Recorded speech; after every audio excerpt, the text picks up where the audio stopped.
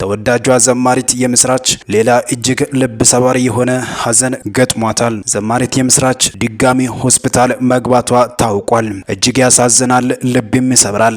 ከጎኔ የቆማችሁ ጌታ ኢየሱስ አብዝቶ ይባርካችሁ፣ እግዚአብሔር ይባርካችሁ። አሁን ደግሞ ቆሜ እንድዘምር በአገልግሎቴ እንድትባረኩ ከፈለጋችሁ እርዱኝ፣ ከጎኔ ሁኑ።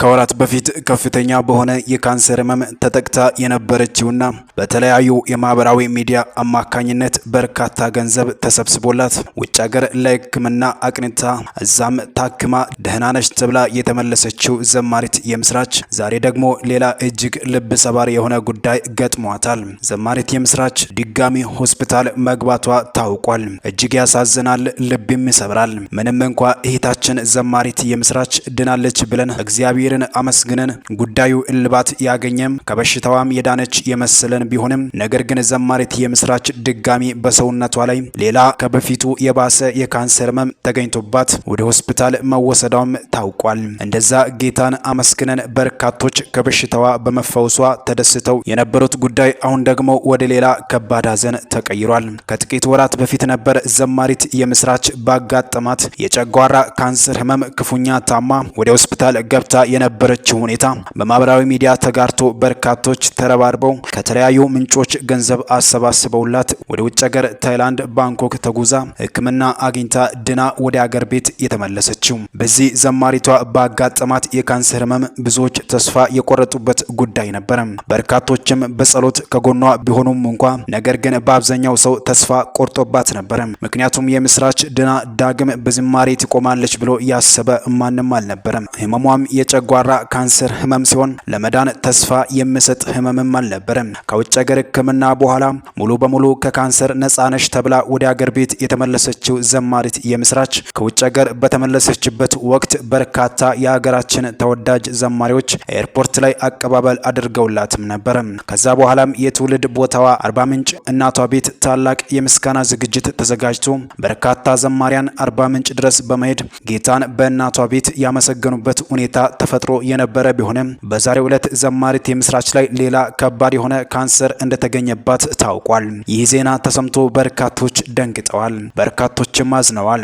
ያ ስትድን የነበረው ደስታና ሐሴት አሁን በድጋሚ ሐዘን ውጦታል። ልጃቸው ዲና ለማየት ብዙ ዋጋ የከፈሉት የዘማሪት የምስራች እናትም አሁን ላይ ሌላ አሳዛኝ ጉዳይ ከፊታቸው ተደቅኗል።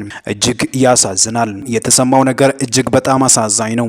እህታችን የምስራች ጨጓራዋ አካባቢ ከነበረው አራተኛ ደረጃ ካንሰር በታምራት ተፈውሳ እግዚአብሔርን እያመሰገነን መቆየታችን ይታወሳል። ከጊዜያት በኋላ ቼክአፕ ስታደርግ ጀርባዋ አካባቢ ሶስተኛው አጥንት ላይና ሳምባዋ ላይ ካንሰር ተገኝቶባታል። ከባድ ሳል ታክሎባት በፍጥነት ጽኑ ህሙማን ክፍል እንድትገባም ተደርገዋል። አሁንም ተስፋዋ እግዚአብሔር ነውና ጣልቃ እንዲገባላት ሁላችሁም ጸልዩላት የሚል ጥሪም ተላልፏል። ዘማሪት የምስራች ሲሞን ከወራት በፊት የካንሰር ታማሚ ያውም አራተኛ ደረጃ በደረሰ ካንሰር በጠና ታማ ሀገር ውስጥ ባለው ህክምና እሷን ማዳን ስላልተቻለም ወደ ታይላንድ ሄዳ እድሏን እንድትሞክር እንድትታከምም የሐኪሞች ቦርድ ወስኖላት ወደ ባንኮክ አቀናች። እውነት ለመናገር አይደለም 12 ዙር ኬሞ ታደርጊያለሽ የተባለችው የምስራች ይቅርና 99% የሚሆኑት ታማሚዎች ገና በሁለተኛው ዙር ኬሞ ጸጉራቸው ተመልጦ ፊታቸው ገርጥቶ የምግብ ፍላጎታቸው ተዘግቶ ኬሞውን መቋቋም ከብዷቸው በፈጣን ይሞታሉ። ኬሞውን ማቋርጠው ትንሽ ሰነባብተው ይሞታሉ። በቃ ካንሰር ቀልድ አያውቅም። ሚሊዮነር ካስፈለገም ቢሊዮነር ብትሆን ራሱ አይሰማህም፣ አንቆ ይገላል። ገዳይም በሽታ ነው። ለምስራች ግን የሆነላት እጅግ ድንቅ ነው። ብዙዎች ፈርተው የነበረ ቢሆንም 12 ዙር ኬሞ እንደ ቀልድ አጠናቀቀች። በዚህ ሁሉ ከአንደበቷ የስንፍና ቃል ወጥቶ አያውቅም። ሁሌ እግዚአብሔር አለ፣ ምንም አልሆነም፣ አልፈራም ትላለች። ሊያጽናኗት የሄዱትን አጽናንታ ትልካቸዋለች። ታዲያ እግዚአብሔር ክብሩን ሊገልጣት ወዷልና ሞቷ ስትጠበቅ በህይወት መኖሯ ተሰማ። በህይወት መኖሯ ሲያነጋግር ደርዘን ኬሞ እምሽክ አርጋ አለው ደሞም ፍጹም ድኝ ያለው እግዚአብሔርን አመስግኑልኝ ብላ ብቅ አለች። አይገርምም ወይ? አይደንቅም ወይ? እኮ ደስ አይልም ወይ? በእግዚአብሔር ታምራት አትደመሙም ወይ? ምን አይነት ቸር ጌታ ነው ያለን ስሉ በርካቶች ዘማሪት የምስራች ከበሽታዋ በዳነችበት ወቅት እንደዚህ አይነት መልእክቶችን በርከት አድርገው እያጋሩ ነበር። ነገር ግን በዛሬው ዕለት የተሰማው መረጃ እጅግ ልብ የሚሰብር ነው። ዘማሪት የምስራች ድጋሚ ሌላ አስደንጋጭ ሆነ ካንሰር አጥንቷ ላይና ሳምባዋ ላይ ተገኝቷል። ከዚህም የተነሳ በፍጥነት ጽኑ ህሙማን እንደገባችም የደረሰን መረጃ ያመለክታል። እጅግ ልብ ይሰብራል፣ ያሳዝናል።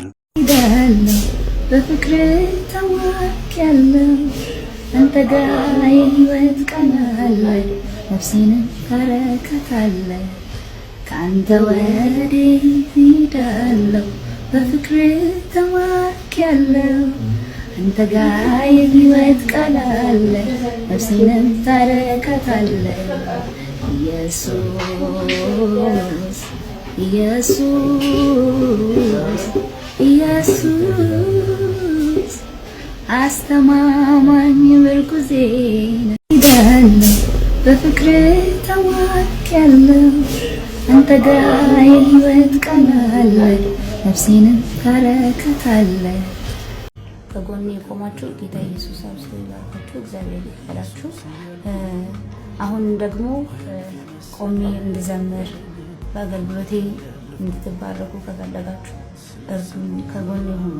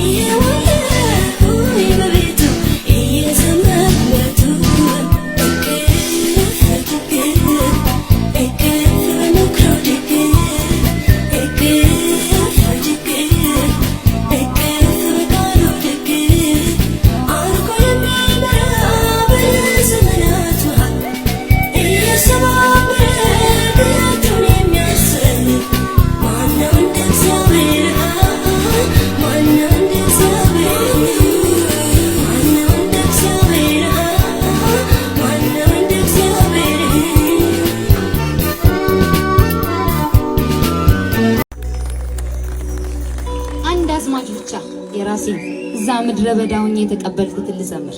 ሃሌሉያ። አየና አምላኬ ሞገሱን ሲጨምር በኔ ላይ አየና የኢየሱስ ስም በኔ ሲጠራ ምድር ላይ አየና ያባላ ጋራዬ ተነሳ ተናዶ አየና ጦሩን መዘዘብኝ ቁጣው በኃይል ነዶ ግን አምላኬ ከላይ ቀደመው አስጠነቀቀው የኔ ናት አትንካት አለው። የመሞቴን ዜና ሊሰማ እሱ የቋመጠ ክብሬ በአደባባይ ተገለጠ። ማርያም በጣም ነው የምወደው። ራስጌ ሁሉም አይነት የማርያም ስዕል አለኝ። መውደዴ አይደለም ጥፋቱ፣ አስታራቂ አድርጌ ይቀበላለሁ። መርጌታ ይሉ ይባላሉ። ሄጄ ጠይቃቸዋለሁ። አንተ ልጅ መናፍቅ ሆንክ እንዴ ምናምን ይላሉ፣ ይቆጡኛል። በቃ ሙሉ ከተማው ስብሰባ ተደርጎ ጴንጤ የሚባል ይጥፋ ከከተማው ላይ ተባለ። አንድ ቀን ዶማ ያለው ዶማ፣ አካፋ ያለው አካፋ ምናምን ይዞ ስብሰባ ተጠራ። ስብሰባቸው ይሰማል፣ ጩኸታቸው ይሰማል፣ ጭብጨባቸው ይሰማል። ገብርኤል ቤተክርስቲያን ነው ሰው የተሰበሰበው። ልጅሽ ጴንጤ ሆኗል፣ ከድር ተባረሻል ተብላ ተባረረች። ከዛ የሚቀብርሽ የለም አሏት እና ያኔ የመለሰችው ትዝ የሚለኝ ያው ሲሸታችሁ መቀበራችሁ አይቀርም አለች።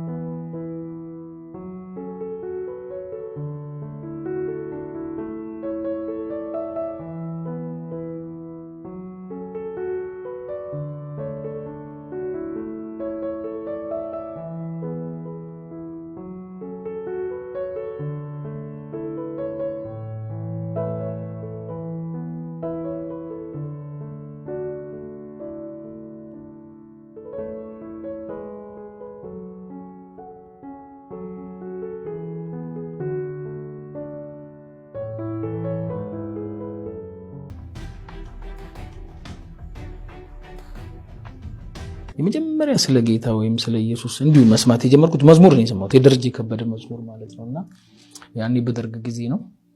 እናቴ ህፃን ነኝ እኔ ያው ልጅ ህፃንም ባልሆን ግን እናቴ ደብቃ ስትሰማ መዝሙሩን ሰማ ነበር።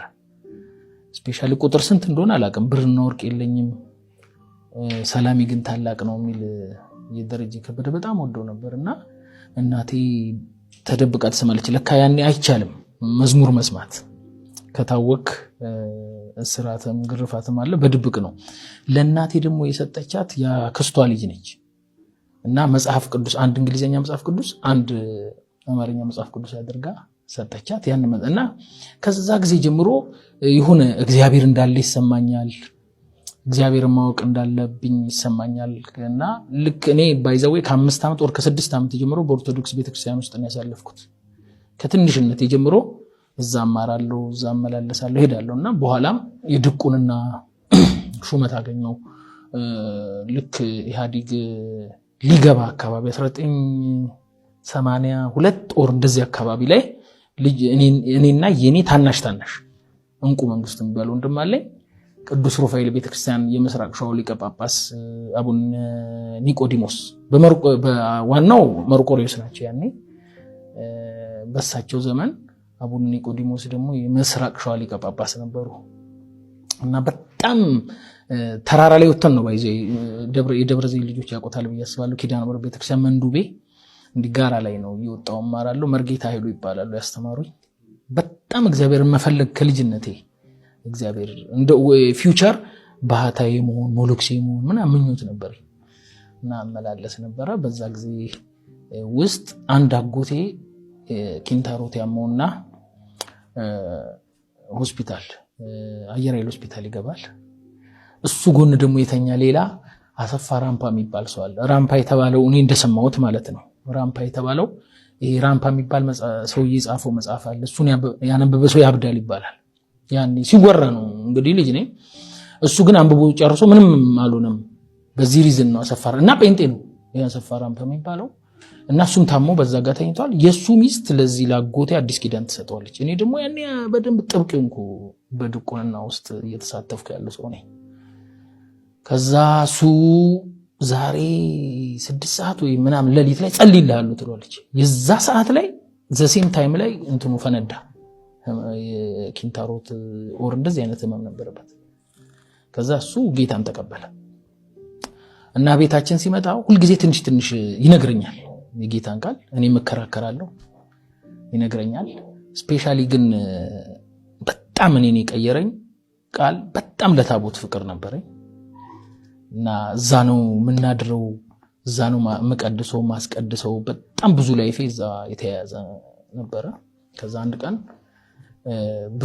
ምን አለኝ እኔም እኮ እናንተ ጋር መጥቼ አስቀድሳለሁ አንተም እኔ ጋር ትመጣለህ ምናምን ተባባልን ቃል ተገባባን እዛች ዳገቱ ዝቅ ብሎ የቃለ ሕይወት ቤተክርስቲያን አለ አንድ ቀን የኢየሱስ ፊልም ይታያል እኔ በህይወቴ ኢየሱስን ፊልም አይቼ አላውቅም እሱ መጣ እኔ ጋር አስቀድሼ ስጨርስ ቀድሰን ስንጨርስ ወደዛ ሄደን እና የኢየሱስን ፊልም አየሁ በጣም አለቀስኩኝ ተነካሁኝ ከዛ ማሰብ ጀመርኩ ስለ ጌታ ወደ ቅድሙ ልመልስልህና ስለ ታቦት ስንከራከር ሁለተኛ ቆሮንቶስ ምዕራፍ 3 ላይ ያለ እናንተ በልብ ጽላት የተጻፈ ሕጌን በልቦናቸው ጽፋለሁ በልቦናቸው አኖራለሁ በድንጋይ ጽላት አይደለም የሚለውን አይዲያ ነገረኝ ከዛ ጊዜ ጀምሮ ማሰብ ጀመርኩኝ የጌታ ነገር ያው ቀስ በቀስ ልቤን እየነካ መጣ ከዛ ልክ 1983 ግንቦት 18 ነው ኢህአዲግ ደብረ ዘይት ገባ አዲስ አበባ ግንቦት ያ ነው እኛ ጋር 18 ነው የገባው ከዛ አባቴ ጠፋ ወደ ኬንያ ፋሚሊያችን አንድ አመት ትንሽ ፕሮብሌም ውስጥ አለፈ ፊቼ የሚባል ሀገር ሄድን ማለት ነው ለመኖር ቤት አለን እዛ ሄድን ትንሽ ጊዜ ካሳለፍኩ በኋላ ገነት ቤተክርስቲያን ሄድኩኝ ያው ያ የተነገረኝ ዘር እየበቀለ መጣ እዛ ቸርች ጌታን አገኘው 32ኛ መመን ነበርኩኝ እና ትንሽ ያግዳሚ ነበረች አግዳሚዎች እንዲች ነበሩ የጠላ ቤት የሚመስሉ ቀጭን አግዳሚዎች ነበሩ የተንበረከኩት አስተዋውሳለሁ እንደውም ሳጥን ላይ ነው ሳጥኑ ላዛፍ ለፊል ያለ ሳጥኑ ላይ ነው ተንበረከኬ ጌታ ኢየሱስን እንደግል አዳኝ አድርጌ ተቀበልኩኝ እዛች ቤተክርስቲያን አፈር ቤት ነች ጭቃ ምናምን የተሰራች ትንሽ የቅዱሳን ይዘምሩ ነበር ጠንካራ መከራ ያለበት ሀገር ነው እዛ ጌታን አገኘው ከመጀመሪያም ኢየሱስን ወደዋለሁ የኢየሱስ ጥያቄ የለብኝም ጠንካራ ጥያቄዎቼ የመላእክት አማላጅነት ስለ ታቦት እና ስለ ማርያም ጥያቄዎች ነበሩ ማርያም በጣም ነው መወዳት እና ራስጌ ሁሉም አይነት የማርያም ስዕል አለኝ እና ያኔ ድሮ እናንተ አታስተውሱም ልጅ ናችሁ 25 ሳንቲም 10 ሳንቲም የሚሸጡ ስዕሎች አሉ እና የኔ ራስጌ ሙሉን የመላእክትና እንትን ነው ሁሌ ጸሎቴን ለነሱ ነው ማቀርበውና የማርያም ስዕል በየአይነቱ አለ የወጣውን ሁሉ ገዛለሁ እና ከመውደዴ የተነሳ አሁንም ወዳታለሁ ግን እንደ መካከለኛ በእግዚአብሔርና በሰው መካከል እንዳለ መካከለኛ አማላጅ አድርጌ ነበር እማምነው እና የኔ ችግር ኢየሱስን መውደድ አይደለም ኢየሱስን ወደዋለሁ ማርያምንም ወዳለሁ መላእክትንም ወዳለሁ ግን መውደዴ አይደለም ጥፋቱ አስተራቂ አድርጌ ይቀበላለሁ እና ኢየሱስ መስቀል ላይ ሰራልኝን ስራ ኢየሱስ በደሙ የከፈለውን ዋጋ ግምት ውስጥ አልከተም አይገባኝም እሱ ነበር በኋላ ግን